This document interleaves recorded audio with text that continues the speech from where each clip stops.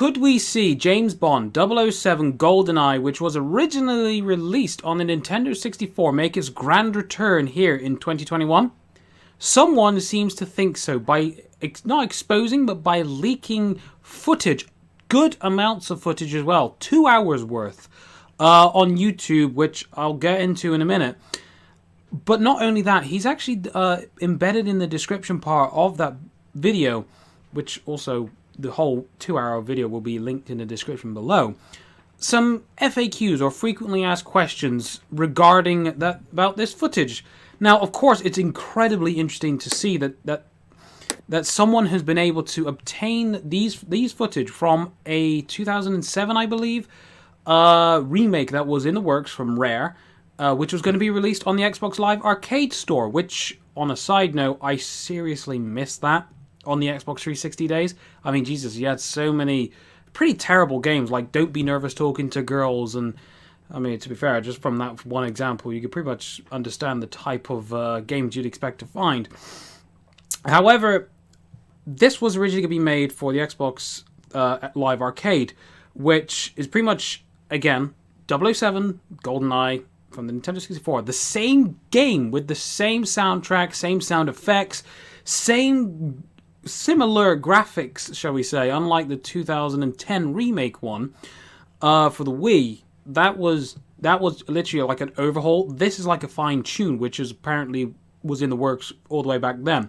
However, for whatever reason, the licensing holders, or I don't think they could get any, they can obtain the licensing to use the sound effects, the sounds, as well as the 007 game within itself. However, in 2021, someone has been able to get this through an emulator. So all the footage has been caught through an emulator, and again, FAQ. So the top one is, how did you get a hold of this? I can't say. Patience is key. However, there has been speculations. As I said, it's been an emulator, but how did he get the key, or how did he find this particular title to emulate? Nobody knows. He says he can't say, but patience is key. Now, also, this is from, I need to credit as well, this is from GrassLou007. Minus the 7, 00. GrassLou00. There we go. You're butchering it today, Tom. You're butchering it, but we'll keep going. So he says he can't say. Fair enough. Patience is key, so expect something soon if we're going by this man's word. He doesn't actually say... I mean, to be fair, he doesn't really give much of a background or too much of a reason why we should believe him, other than the footage itself. So, heck, this may be a fan project. I don't know. I mean, I personally believe that this could be an actual thing, because we've already known that this was in works many years ago. However, you never know. They may come up with total BS, because there's that Project 007 which is coming out. So the people who own the rights there might be like, no, we don't want you licensing 007. So, and the next question is this releasing soon / someday? And it says, release date is not on me. I cannot publish this. I've been told it'll be released in 2021. So he's confirming that there will be some sort of release date this year for this for this rebranding of 007. Does this mean it's being hoarded? No, patience is key. I've been told the release is eventually in 2021. I can't and won't take the risk of doing so. And can I use this footage for my news? Yes.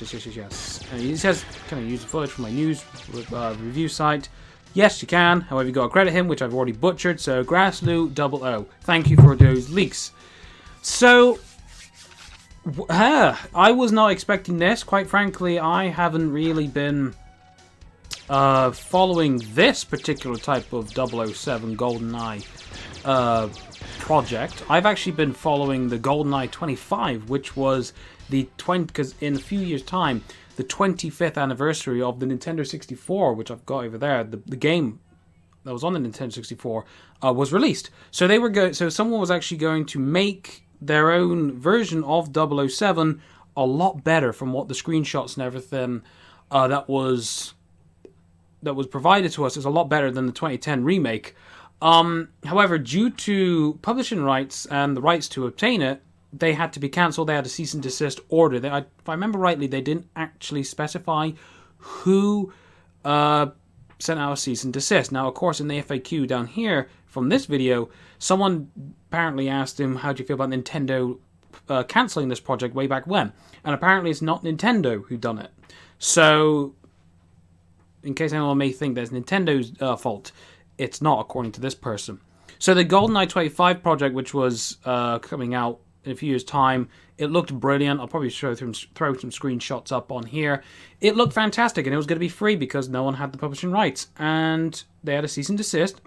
And it seems as if we're not getting GoldenEye 25, but we are getting this GoldenEye Nintendo 64 remake. So I'm looking forward to this. I love the GoldenEye game.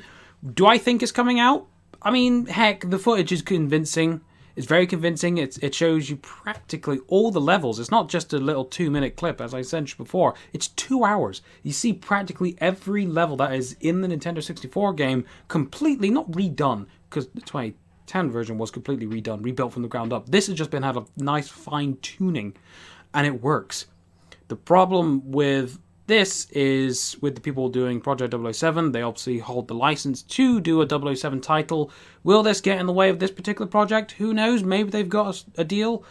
I don't know. It's something that we're just going to have to keep an eye on. But, I mean, I'm very eager to see any development for this project. And I know a lot of people who love the classic Nintendo 64 game of 007 GoldenEye. They'll be very eager to see as well.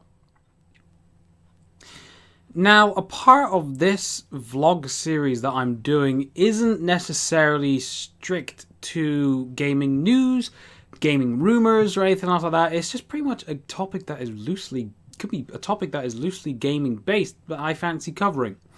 And I've been looking online recently, and I've just stumbled upon, I've known about these for quite a while now.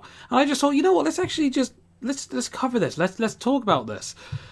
And some unique consoles, unique gaming alternatives for playing our games are out there. Or no, not out there, but they've been pitched.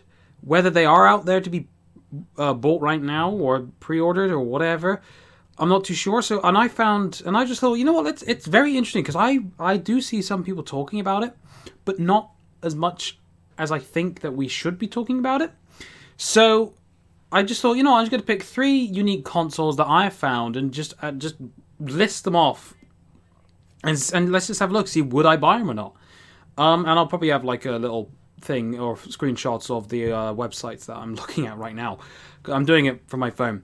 So as you probably just saw right then, the first one is the official KFC console. I honestly did not expect them to create this. I don't think anybody expected Cooler Master and KFC to partner up to create an actual gaming PC that has a chamber for your chicken. Huh? I know I think it was when the PlayStation 5 was announced, they came up with their own little trailer for the KFC console, and I think all of us, we just assumed that, oh, that's funny, they're jumping on the bandwagon. We didn't. Who honestly thought that this was going to be an actual product for someone to buy? I know as hell I didn't. But apparently the KFC console, oh my god, man, it says, I mean, this has never been a tastier way to experience the latest titles. Now this is very interesting. In stunning 4K at 240 frames per second. Now, of course, you need the monitor for that. But the fact that this little box right here, apparently, can do 4K at 240 FPS. What? That's absolutely ridiculous. And then it's hilarious. I mean, it's a definitely bold move to take, because this thing's going to be fairly expensive, I think.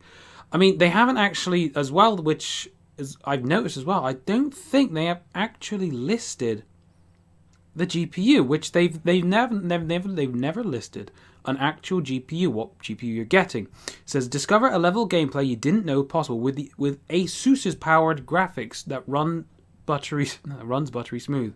Wow. Keep tearing and frame drop, a thing of the past.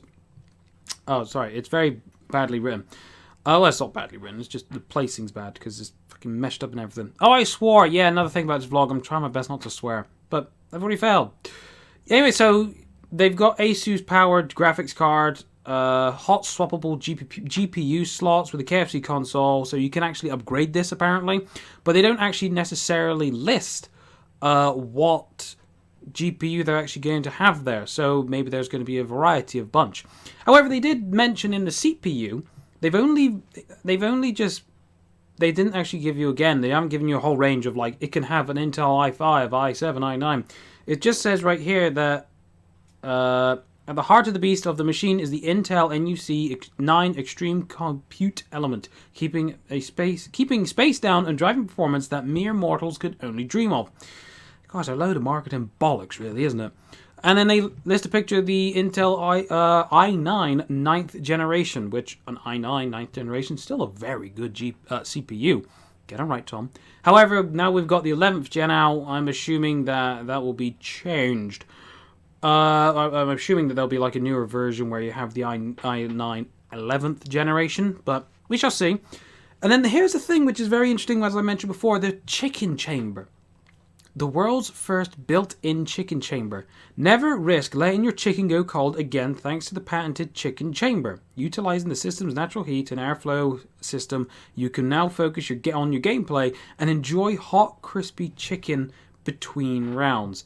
And they also list about the SSD and the HD, so 1 terabyte SSD, PCIe and NVMe speeds that are 6 times faster. So it seems like it's going to be an absolute beast, but let's go back to the chicken chamber itself. Before anybody may get any confusion with this, they're not saying you can cook chicken in this chamber. It's just to keep it warm. So if you're going to put like cold or, frosted chicken in there, don't expect the power and the heat of the GPU and the CPU and the motherboard and everything else like that to actually cook the thing. So you got to buy the KFC from KFC itself. Once you come home, plop it in the chamber. If you don't want to have all the whole bonus bucket, you can put a few in there and then have some later on. So it's not cooking, it's just storing and keeping it warm. So it's pretty much like me sitting on something. My ass will keep it warm. So it says it's VR ready as well, so which is a topic that we're talking about on the podcast tomorrow. Wink, wink. VR ready, so you can have virtual reality through the KFC console, ray tracing, as well as mentioned before, 240 FPS with up to 240 Hz output. Impressive 4K TV gaming, and then that's pretty much at the bottom of the whole article. So, article, it's from the actual bottom of the Cooler Master KFC console page. I'm just fathomed that this is an actual thing that is going to be built by a bunch of people like Cooler Master, Asus. It's incredible. But would I buy one? Now, there's no truer fact that I don't have a gaming PC, but there's also not much of a truer fact that I want one. So would I buy this to do my sole gaming from if I want to do PC gaming, or if I want to do video editing, I can do it through the KFC console? No, because as of right now, unless they give us, until they give us more details, this is my opinion right now. As of right now, no, they're being very hush-hush with the full-on components and everything else like that. They haven't, So, who knows if it's going to be 8 gigabytes of RAM, who knows if it's going to be 32, 64 gigabytes of RAM. I believe they didn't actually mention anything about the size. No, just a 1 terabyte SSD. They didn't actually mention anything about in regard to RAM. So as of right now, no. And as of right now, with the Asus graphics card and everything else like that, they haven't given us full details. Just, it's got Asus graphics, but, give us a bit more. As of right now, no. But I'm very interested. But as of right now, I would definitely buy one to go on my shelves or my bookcase right there. I would buy one as an ornament. And I would be proud to own one of those, but to use it as a core gaming station? Nah, not for me, my friend. Not for me.